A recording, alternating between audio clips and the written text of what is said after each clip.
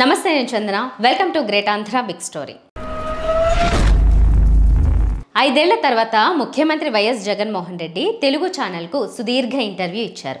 ప్రముఖ ఛానల్ టీవీ9కు ఇచ్చిన ఇంటర్వ్యూలో ప్రెజెంటర్ రజనీకాంత్ అడిగిన అనేక ప్రశ్నలకు ధీటైన సమాధానాలు ఇచ్చారు. ఆంధ్రప్రదేశ్లో ప్రజానీకాన్ని భయపెట్టేలా ప్రతిపక్షాలు దుష్ప్రచారం చేస్తున్న ల్యాండ్ టైటిలింగ్ యాక్ట్ పై జగన్ వివరణ అందరినీ సంతృప్తి పరిచేలా ఉంది. అలాగే రాష్ట్రంలో అభివృద్ధి లేదని ప్రచారం చేస్తున్న వారి చెంప చెల్లుమనేలా ఆయన ఆధారాలతో సహా వివరించారు. తనది కేవలం సంక్షేమ పాలన మాత్రమే కాదు, అభివృద్ధి కూడా ఉందని సమాధానమిచ్చారు. అయితే దురదృష్టవశాత్తు అభివృద్ధిని వక్రీకరించి చూపే మీడియా మన రాష్ట్రంలో ఉందని ఆయన విమర్శించారు. ఈ మీడియా తానే టీడీపీ అన్నట్టుగా వ్యవహరిస్తోందని తూర్పారపట్టారు. ఈ ఇంటర్వ్యూలో తన ఆశయం, ఆకాంక్ష గురించి స్పష్టంగా చెప్పారు. తాను చనిపోయిన ప్రతి ఇంట్లో తన ఫోటో ఉండేలా పాలన సాగించాలని, మంచి పనులు చేయాలని అనుకుంటున్నట్టు జగన్ వివరించారు.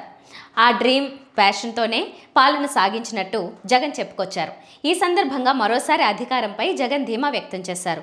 రాష్ట్రంలోని 90% కుటుంబాల అభివృద్ధిలో జగన్ ప్రభుత్వ పాత్ర ఉందని ధీమాగా చెప్పారు. అందుకే మరోసారి అధికారం తనదే అని చెప్పడానికి నమ్మకంగా ఆయన చెప్పారు.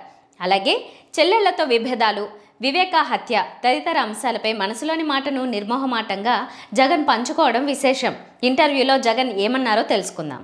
ల్యాండ్ టైటిలింగ్ యాక్ట్ పై జగన్ డబుల్ భరోసా ఇచ్చారు. ప్రైవేట్ భూమికి ప్రభుత్వం గ్యారంటీ ఇస్తుందని ఆయన చెప్పారు. భూమి అమ్మకానికి సంబంధించి ఎవరైనా కేసు వేస్తే అందుకు ప్రభుత్వమే గ్యారంటీ ఇస్తుందని జగన్ చెప్పారు.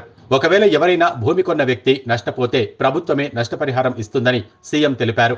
ల్యాండ్ టైటిలింగ్ యాక్ట్ అనేది గొప్ప సంస్కరణగా జగన్ చెప్పారు. ల్యాండ్ టైటిలింగ్ యాక్ట్ పై మోదీ, అమిత్ షాల సభల్లో బాబు ఎందుకు మాట్లాడలేదని ఆయన ప్రశ్నించారు. రిజిస్ట్రేషన్ చేయించుకున్న వారికి ఒరిజినల్స్ ఇవ్వరనే ప్రచారంలో నిజం లేదని ఆయన తెలిపారు.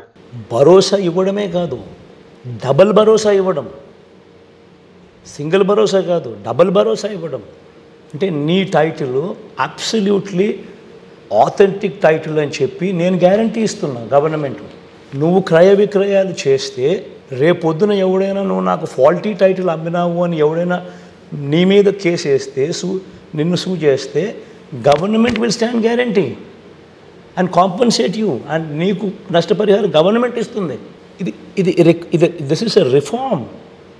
గతంలో ఎవడు చెయ్యని రిఫార్మ్.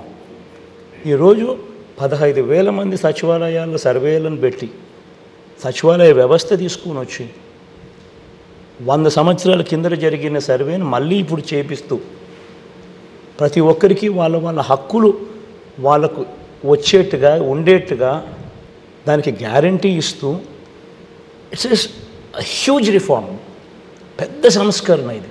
ఆంధ్రప్రదేశ్లో మాత్రమే వివాదాస్పదం ఎందుకనే ప్రశ్నకు ప్రజలకు మంచి చేయాలనే తపన ఇక్కడే ఉందన్నారు. పవన్ కళ్యాణ్ విపరీతంగా టార్గెట్ చేయడం పైన ఆయన స్పందించారు. అలాగే పవన్ వ్యక్తిగత జీవితం గురించి ఎందుకు పదే పదే మాట్లాడుతున్నారు, ఏదైనా ప్రత్యేక కారణం ఉందా అనే ప్రశ్నకు అదిరిపోయే సమాధానమిచ్చారు. పవన్ కళ్యాణ్ అనే వ్యక్తి గురించి నేను చాలా తక్కువ మాట్లాడతాను. ఇన్ఫ్యాక్ట్ నా స్పీచ్ మొత్తము it is directed towards only Chandrababu Naidu, hardly towards Pawan Kalyan. But at the same time Pawan Kalyan are దత్తపుత్రుడు, they are together and they are partners. Chandrababu Naidu 2014లో మేనిఫెస్టో ఇచ్చేటప్పుడు ఆ మేనిఫెస్టోలో కూడా పవన్ కళ్యాణ్ ఇస్ భాగస్వాముడు. చంద్రబాబు నాయుడు పరిపాలనంతలో కూడా పవన్ కళ్యాణ్ భాగస్వామి, దత్తపుత్రుడు ఇస్ భాగస్వాముడు. సో చంద్రబాబు నాయుడు చేసిన ప్రతి పాపంలోనూ దత్తపుత్రుని కూడా వాటా ఉంది. సో ఏ రకంగా దత్తపుత్రుడు ఎగ్జామ్ట్ అవుతాడు? నెంబర్ 1. నెంబర్ 2, ఒకటి చెప్తున్నాను. రాజకీయాలలో మనం ఉన్నప్పుడు, రాజకీయాలు లేకపోయినా కానీ ఆ క్యారెక్టర్ ఉండాలి. బట్ రాజకీయాల్లో ఉన్నప్పుడు ఇట్ ఈస్ విజిబుల్ కాబట్టి ఇంకా ఎక్కువ మైండ్ఫుల్గా ఉండాలి. రాజకీయాల్లో ఉన్నప్పుడు ఒక రోల్ మోడల్గా ఆదర్శవంతంగా నీ జీవితం ఉండాలి. నువ్వు 5 ఏళ్ళకు ఒకసారి నువ్వు భార్యలను మార్చి, ఒకరు కాదు, ఇద్దరు కాదు, ముగ్గురు కాదు, ఈ రకంగా నువ్వంతటి నువ్వే 5 ఏళ్ళకు ఒకసారి భార్యలను మార్చే కార్యక్రమం చేస్తే నిన్ను రోల్ మోడల్గా తీసుకున్న వాళ్ళు ఇదే మాదిరిగా వాళ్ళు చేయడం మొదలు పెడితే, ఒకసారి జరిగితే పొరపాటు, రెండోసారి జరిగితే గ్రహపాటు, కానీ అది 3, 4 అయిందని అంటే అది అలవాటు. ఇది అలవాటైతే అలవాటుగా చేస్తూ ఉంటే ఇది తప్పు అని చెప్పి ఎవరైనా ఏలెత్తి చూపిస్తే, అవునయ్యా నువ్వు తప్పు చేస్తూ ఉన్నారు, ప్రజా జీవితంలో ఇలా చేయడం ధర్మం కాదు, నిన్ను రోల్ మోడల్గా తీసుకుంటే ఆడవాళ్ళ జీవితాలు ఏమవుతాయి, అక్క చెల్లెమ్మల జీవితాలు ఏమవుతాయి అన్నది జెన్యున్ పాయింట్ అయితే, వాస్తవమైన పాయింట్ అయితే వెంటనే దానిని పాజిటివ్గా తీసుకొని జరిగిన దానికి తప్పు జరిగింది అని చెప్పి క్షమాపణ చెప్పి ఇటువంటి తప్పులు చేసిన దానికి చింతిస్తూ బాధపడాలి. కానీ వెంటనే దానికి రివర్స్గా మాట్లాడడం అన్నది వాళ్ళు చేస్తూ ఉంటే ఈ పాయింట్ వాళ్ళంతకు వాళ్ళే ఆలోచన చేయాలి. ఈ పాయింట్ మీద ఆంధ్రప్రదేశ్లో ప్రజలు ఆలోచించి పవన్ కళ్యాణ్ ఓటు వేయకూడదని చెప్తారా? స్పెసిఫిక్ ఈ పాయింట్ డెఫినెట్గా చెప్తా. దత్తపుత్రుడు అనే వ్యక్తిని, సోకాల్డ్ పవన్ కళ్యాణ్ అనే వ్యక్తికి ఓటు వేసే ముందు ప్రతి అక్క ప్రతి చెల్లెమ్మ ఆలోచన చేయాలి. ఈయన మనస్తత్వం ఈ మాదిరిగా ఉంటే ఇలాంటి వ్యక్తి ఎమ్మెల్యేగా న్యాయం చేయగలుగుతాడా? Everybody should think. రాజకీయాలలో ఒక విలువలు ఉండాలి. విలువలు లేని రాజకీయ నాయకుడు ఎవరైనా ఉంటే రాజకీయ వ్యవస్థ కొలాప్స్ అయిపోతుంది. It's exactly what this man is doing. ఈ ఇంటర్వ్యూలో జగన్ మొదటిసారిగా పవన్ కళ్యాణ్ పేరు ప్రస్తావించారు. పవన్ కళ్యాణ్ గురించి తాను చాలా తక్కువ మాట్లాడతానని ఆయన అన్నారు. 2014లో టీడీపీ మేనిఫెస్టోలో పవన్ కళ్యాణ్ భాగస్థుడన్నారు. బాబు ప్రతి పాపంలో పవన్ భాగస్వామి అన్నారు. రాజకీయాల్లో ఉన్నా లేకున్నా క్యారెక్టర్ ఉండాలని జగన్ అభిప్రాయపడ్డారు. రాజకీయాల్లో ఉన్నప్పుడు అందరూ చూస్తుంటారని, కావున ఆదర్శంగా ఉండాలని జగన్ అన్నారు. 5 ఏళ్లకోసారి భార్యల్ని మారుస్తున్నారని ఆయన విమర్శించారు. ఒకసారి భార్యని మారిస్తే పొరపాటు, రెండోసారి అదే జరిగితే గ్రహపాటు, కానీ అది 3, 4, 5 సార్లు జరిగితే అలవాటు అని అద్భుతమైన సమాధానమిచ్చారు. వైవాహిక జీవితంలో జరిగిన దానికి చింతిస్తూ పవన్ క్షమాపణ చెప్పాలని జగన్ డిమాండ్ చేశారు. అలా కాకుండా ప్రశ్నించిన వారిపై ఎదురుదాడికి దిగుతున్నారని ఆయన వాపోయారు. 5 ఏళ్లకోసారి భార్యల్ని మార్చే పవన్ కళ్యాణ్కు ఓటు వేసే ముందు ప్రతి అక్కా చెల్లి ఆలోచించాలని ఆయన కోరారు. పవన్ మనస్తత్వం తెలుసుకోవాలన్నారు. ఇలాంటి వ్యక్తి ఎమ్మెల్యేగా న్యాయం చేస్తారా లేదా ఆలోచించాలని వైఎస్ వివేక హత్యపై మాట్లాడుతూ, వివేక హత్య కేసులో ఇటువైపు చెల్లి అటువైపు తమ్ముడు ఉన్నారన్నారు. అవినాష్ రెడ్డి 3-4 దఫాలు వివిధ వేదికలపై నుంచి సుదీర్ఘ వివరణ ఇచ్చాడన్నారు. అవినాష్ వివరణను చూసిన తర్వాత అతను చెప్పిందే సరైంది, సాహేతుకంగా ఉందని భావించానన్నారు. అవినాష్ వైపు ఎవరైనా మాట్లాడితే వాళ్లపైన కూడా అభాండాలు వేయటం, ఆరోపణలు చేయటం ఎంతవరకు ధర్మం? విచారణ న్యాయస్థానంలో జరుగుతోందని ఆయన అన్నారు. తప్పు ఎవరు చేసినా తప్పే అని జగన్ స్పష్టం చేశారు. వీళ్ళు లేవనెత్తుతున్న ప్రతి ప్రశ్నకు అవినాష్ సమగ్ర వివరణ ఇచ్చారని జగన్ తెలిపారు. One cousin against another cousin. ఇటువైపున నా చెల్లెలే, అటువైపున నా తమ్ముడే. ఇక్కడ నేను ఒకటి అందరినీ కూడా ఆలోచన చేయమని అడుగుతాను. ఇదే అవినాష్ రెడ్డి 1 కాదు 2 కాదు 3-4 సార్లు వేరియస్ ఫోరమ్స్లో చాలా సుదీర్ఘంగా తన సైడ్ ఆఫ్ ది స్టోరీ, తన ఎక్స్ప్లెనేషన్ చాలా సుదీర్ఘంగా చెప్పాడు.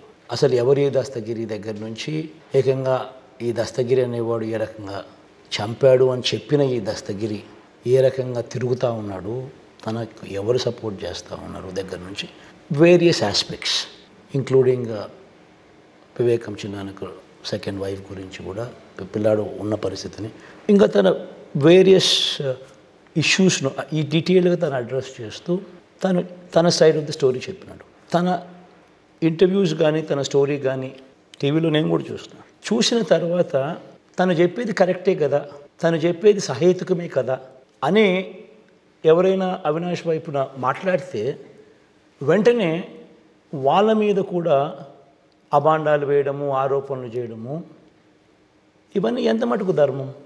Ultimately at the end of the day కోర్ట్స్లో మ్యాటర్ జరుగుతూ ఉంది. Matter is sub judice. ఎవరు తప్పు చేసినా తప్పే. కానీ ఒక తప్పు చేయని వ్యక్తిని తప్పు చేసినట్టుగా ప్రొజెక్ట్ చేయడం అన్నిటికన్నా ఘోరమైన తప్పు. చెల్లెళ్లకు న్యాయం చేసేందుకు ఇంకొకరికి అన్యాయం చేయాలి అని అంటే అధర్మం కాదు. చెల్లెలకు న్యాయం చేయడం అంటే మరొకరికి అన్యాయం చేయడం ధర్మం కాదని జగన్ కొండబద్దలు కొట్టినట్లు చెప్పారు. వివేక హత్య కేసు విషయంలో తాను చెల్లెళ్ల వైపా అవినాష్ వైపా అంటే ధర్మం న్యాయం వైపు ఉంటానని జగన్ అదిరిపోయే సమాధానం ఇచ్చారు. కుటుంబ విభేదాలపై మాట్లాడుతూ, దురదృష్టవశాత్తు బంధుత్వాల్లోకి రాజకీయాలు చొరబడ్డాయని జగన్ అన్నారు. అది కూడా చంద్రబాబు నాయుడు లాంటి కుట్రదారుడు చొరబడ్డాడని, దీంతో సహజంగానే కుటుంబ సంబంధాల్లో ఇలాంటి పరిణామాలు చోటు చేసుకుంటాయని అన్నారు. రాజకీయాల్లోకి తన సోదరి షర్మిల రావద్దనేది తన అభిప్రాయంగా జగన్ చెప్పారు. ఒకవేళ వస్తే బంధుప్రీతి, అవినీతి లాంటి ఆరోపణలు చేస్తారని జాగ్రత్త పడ్డానని ఆయన అన్నారు. కుటుంబంలో ఒకే జనరేషన్ నుంచి రాజకీయాల్లోకి రావద్దనేది తన అభిప్రాయమని, అదేమీ తప్పు కాదని అన్నారు. కానీ అటువైపు బలమైన రాజకీయ ఆకాంక్ష ఉన్నప్పుడు చంద్రబాబు నాయుడు కుట్రతో మొత్తం చెడగొట్టారని ఆయన ఆరోపించారు. రాజకీయంగా తమకు అనుకూలంగా మలుచుకునేందుకు ప్రయత్నిస్తున్నారని ఆయన అన్నారు. కాంగ్రెస్ పార్టీ అసలు ఈ రాష్ట్రంలో లేదన్నారు.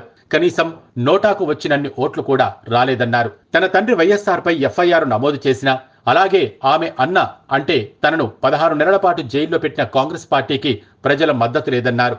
నోటాకు వచ్చినన్ని ఓట్లు కూడా రాని పార్టీలో ఈమెను పెట్టి రేవంత్ రెడ్డి ద్వారా కాంగ్రెస్ పార్టీని రిమోట్ కంట్రోల్తో చంద్రబాబు ఆపరేట్ చేస్తూ తన ఓట్లలో చీలిక తీసుకురావడం ద్వారా తమ ప్రయోజనం కలుగుతుందని కుట్రతో రాజకీయం చేస్తున్నారని ఆయన ఆరోపించారు. షర్మిలకు రాజ్యసభ సీటు ఇస్తామని నమ్మబలికి ఇవన్నీ చేస్తున్నట్లు జగన్ ఆరోపించారు. దేవుడు దయ వల్ల నాకు ఈ పదవి వచ్చిన తర్వాత ఈ పదవి దేవుడు నాకు ఎందుకు ఇచ్చినాడు? నేను డబ్బులు సంపాదించుకునే దానికోసం కాదు దేవుడు నాకు ఈ పదవి ఇచ్చింది. నా కుటుంబ సభ్యులను కోటీశ్వరులను చేసేదానికి కాదు దేవుడు నాకు ఈ పదవి ఇచ్చింది. దేవుడు ఈ పదవి నాకు ఇచ్చింది ఎందుకనంటే హిస్టరీ క్రియేట్ చేయడం కోసం, పేదవాళ్ళ జీవితాలు మార్చడం కోసం. కుటుంబం నుంచి తెచ్చేసరికి ఒకే జనరేషన్ నుంచి తీసుకురావడం వల్ల నువ్వు మంచి కన్నా చెడు జరుగుతుంది. ఏదైనా కానీ డెసిషన్, ఒక నిర్ణయం ఒక పార్టీలో జరిగేసరికి ఆ నిర్ణయం వల్ల పార్టీకి మేలు జరగాల, ఉపయోగపడాలి పార్టీకి. అప్పుడు ఎందుకనంటే ఈ పార్టీ మీద కొన్ని కోట్ల మంది ఆధారపడి ఉన్నారు, కొన్ని లక్షల మంది కార్యకర్తలు, కొన్ని కోట్ల మంది ప్రజలు పార్టీ మీద ఆధారపడి ఉన్నారు. మనం తీసుకునే ప్రతి నిర్ణయం కూడా పార్టీకి మంచి జరగాల, పార్టీకి బలోపేతం కావాలి మనం తీసుకునే నిర్ణయం వల్ల. అలాంటి నిర్ణయాలు ఏది తీసుకున్నా మంచిదే. అలాగే 17 వైద్య కళాశాలలు, 4 సీపోర్ట్లు, ఇతరత్ర సముద్ర ప్రాంతాల్లో నిర్మాణాలను చేపట్టామన్నారు. సంక్షేమ పథకాలతో లబ్ధిదారులను సోమరిపోతులు చేస్తున్నారనేది పెత్తందారుల మనస్తత్వం అని ఆయన ధ్వజమెత్తారు. అలాగే ముస్లింల రిజర్వేషన్కు తాను భరోసా ఇస్తున్నట్టు చెప్పారు. అసలు ఒక మతం ప్రాతిపదికగా ముస్లింలకు రిజర్వేషన్లు ఇచ్చారనే మాటను ఆయన కొట్టిపారేశారు. ఆర్థిక స్థితిని బట్టే వారికి రిజర్వేషన్లు ఇచ్చారని, అవసరమైతే వాటిని కాపాడేందుకు న్యాయ పోరాటానికి కూడా సిద్ధమని జగన్ భరోసా ఇవ్వడం విశేషం. ఎన్నికలకు కేవలం 4 రోజుల ముందు ఇచ్చిన సుదీర్ఘ ఇంటర్వ్యూలో జగన్పై, అలాగే ఆయన తీసుకొచ్చిన పలు సంస్కరణలపై అనుమానాలను పటాపంచలు చేసేలా ధీటైన సమాధానాలిచ్చారు. మరోసారి వైసీపీనే అధికారంలోకి వస్తుందనే ధీమా జగన్ ఇంటర్వ్యూలో కనిపించింది. ఇది ఇవాల్టి బిగ్ స్టోరీ. మరిన్ని టాపిక్స్తో కలుద్దాం. నమస్తే.